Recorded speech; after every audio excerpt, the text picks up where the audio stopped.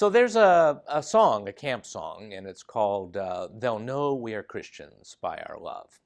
You know the song, they'll know we are Christians by our love. And it's an interesting understanding that by the loving acts we do, by the way we love, we're known as Christians.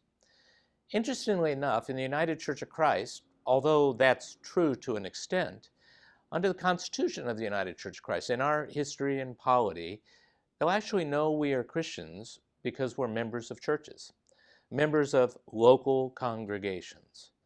Really, almost everything in the United Church of Christ is founded and lands in the local church. A congregation on the corner of First and Main or out in the cornfield or wherever it is, these congregations are, in the language of the Constitution of the United Church of Christ, the basic unit of the United Church of Christ. So what does it mean to have the congregation be so important? Isn't that true everywhere? Aren't congregations important everywhere? It turns out that there are three different kinds of ways of organizing the church.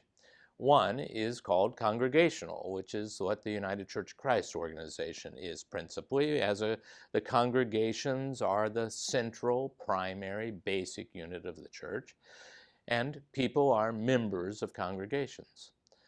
The second way of organizing is called presbyteral. That's a big word. It really is a Greek word, and it means elder.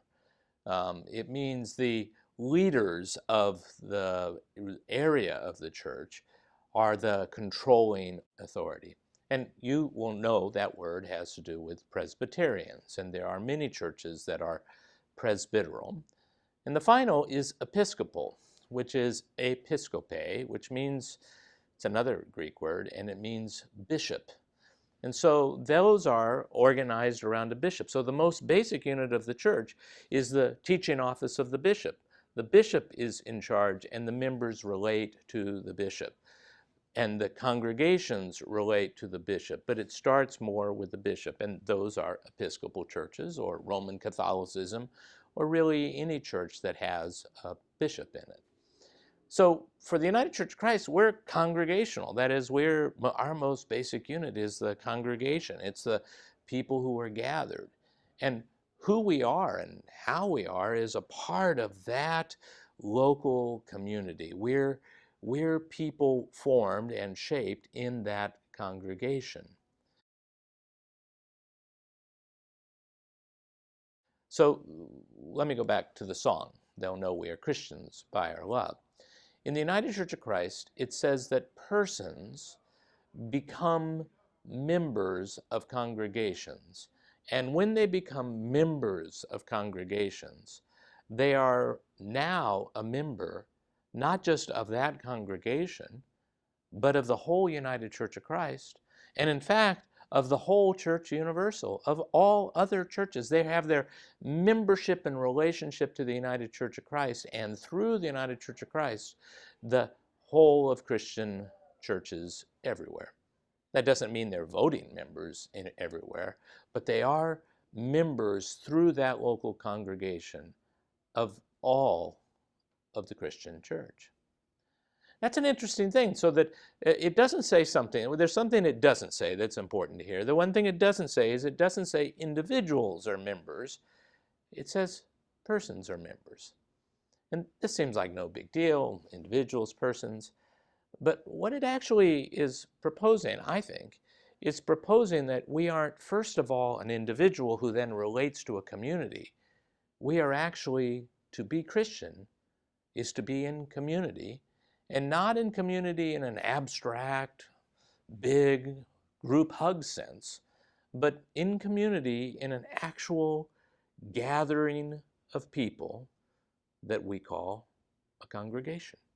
So who we are is we are members of a local congregation. They'll know we are Christians by our membership in a local congregation. So this has a variety of meanings that are worth exploring. One of the meanings that's interesting is that what it means to be Christian, as I said, is not to be an individual first, but to be a part of a community. Christians are communal. We are made that way. We understand ourselves to be a part of a historic, living, ongoing, united, and uniting community called the Church of Jesus Christ. And that's what it means is you don't do the Christian thing on your own. You don't just go be a Christian somewhere and then attach. You actually become a Christian by being a part of a congregation. And so it's a significant understanding, and it's a significant understanding in a world in which the individual is everything. We can decide and do whatever we want. Actually, what it means to be part of a congregation is to decide and do almost everything with sisters and brothers with whom you sometimes disagree. It means that you have to figure out how to work together, to think together, to live together in a local, small community, a community where people know each other by name, where they learn each other's stories, where they raise their children together, where they get married and celebrate occasions together and have baptism and confirmation and come together for funerals. They gather for the holidays, for the high times and the low times. What it means is to be not an individual decider, but a voice among other voices in the local congregation.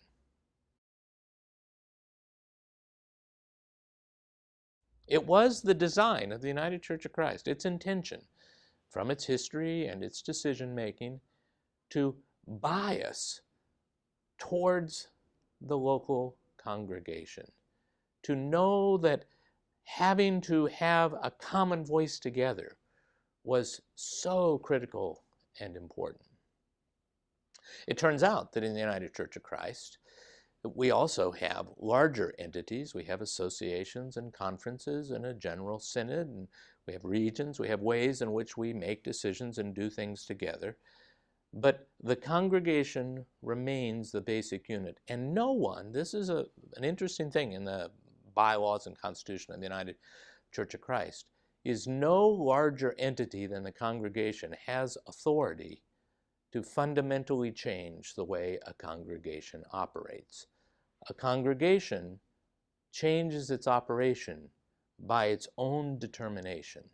It decides together to do that. It makes its own determination. Will it have a building or not have a building? Will it sell its building, buy another building, hire a pastor, fire a pastor? Will it move here, do there, expend more for mission here, collect an offering every week, every year, no offering at all? Whatever it decides to do, it has the ability to decide, because that community where we worship and live and work together is genuinely the basic unit of the United Church of Christ. Now, there are some great advantages to that, because it means that we have to live together and work together. And there are some disadvantages, because each congregation can be different. And so to be a part of the United Church of Christ, one congregation may have communion every week and another have communion 4 times a year. The one may celebrate Christmas Eve and the other Christmas morning. Who knows? There's so many differences. One may actually align themselves with a political point of view that's quite different from another. And yet, they are a congregation of the United Church of Christ. And every one of their members is a member of the United Church of Christ.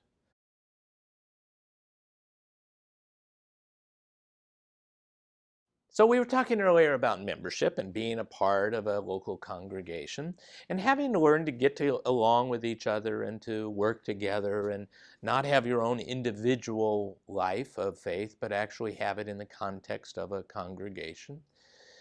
One of the things that's implicit in that, and it's not stated in the bylaws or constitution of the United Church of Christ, but it's implied in certain ways, is that the congregation gets to make a set of decisions. And if the congregation gets to make those decisions, they have to have some way to order themselves in that congregation.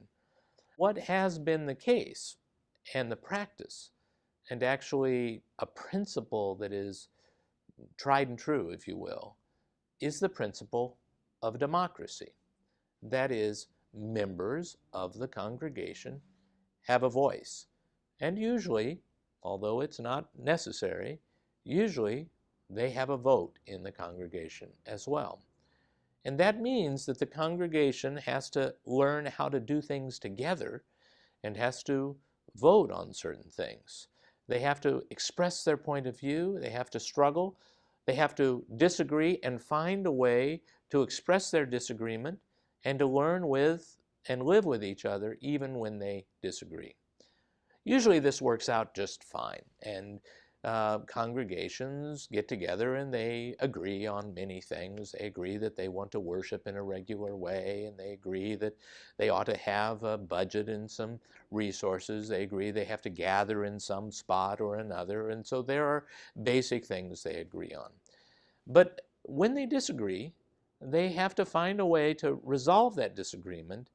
And by and large, in the United Church of Christ, this is done in a democratic fashion. That is, a vote, a way of giving each member authority and power in the congregation. So there's a great story I heard about this congregation that merged. There were two congregations and they came together. And they did really well, you know. They didn't say things like, oh, we used to do it that way, and the other group, we used to do it that way. They really got along really well, and they'd been together for about 20 years. And the new pastor came and was there about 10 years, and things were going well and couldn't tell the difference. The one congregation, the old congregation, everything seemed fine. And then they had some little controversial issue, and they decided that they had to have a congregational vote. So everybody gathered in a congregational meeting in the sanctuary after worship. They sat in the same place where they usually sit on Sunday morning. You know this about people. They always find their place to sit. Well, they did that like usual. And the vote came, and when the vote came, what happened is it was split right down the middle. Not down the middle of the numbers, down the middle aisle. Everybody on the right side voted one way, and everybody on the left side voted another. And that was just too weird. How is it that where people sat in church made a difference about how they voted? But it turns out that when they left the old church and moved together into a merged congregation, the people from the other church sat on the left side, and the people from the other church sat on the right side. So the old two congregations sat in these two ways, and their vote represented the way they were. They were formed in congregations already, and they brought that formation into this congregation. And what they had to do is what we always have to do. They had to figure out how to live together now in this current example of the community of Jesus Christ gathered right here and in this place. And what was revealed to them is that they had more disagreement than they thought about. And so they had to do what any community that disagrees has to do. They had to step back, listen to each other, talk to each other, think again, and form again the community of Jesus Christ in this place and this time. And they did it as people who worship together. That's part of the genius of the United Church of Christ, that we have to form and then reform the church all the time. If we assume that we all agree, sooner or later we'll discover, like that congregation did, that we don't always agree, and that in the congregation we get closer to finding out what's important to us, what's of value to us, what we want to do and need to do, and how to do it together. And that forming and reforming is so important. And I keep using that word reforming because the word Reformation, which is how a Protestant church is founded in the first place, the Reformation, there's a great little phrase, it's called Semper Reformata, always reforming. A local congregation has to always reform. And when it does, it becomes more lively. A study done by a group of sociologists not so long ago was looking for the markers that showed what made congregations vital. What was the thing that made them most vibrant and vital? Was it because they had a preacher who preached this way, or an excellent building, or an outreach, or a service to the community? What was it that made them the most vibrant? And the answer to that question was the vitality of their disagreement. When they had to struggle with something they didn't agree on, when they had to speak the truth about who they were, one to another, they actually became more vibrant because it mattered more. And part of the just glory of the United Church of Christ is we are an associative group of congregations linked together, trying each of us to embody the mission and ministry of Jesus Christ the best we can in this time and in this place.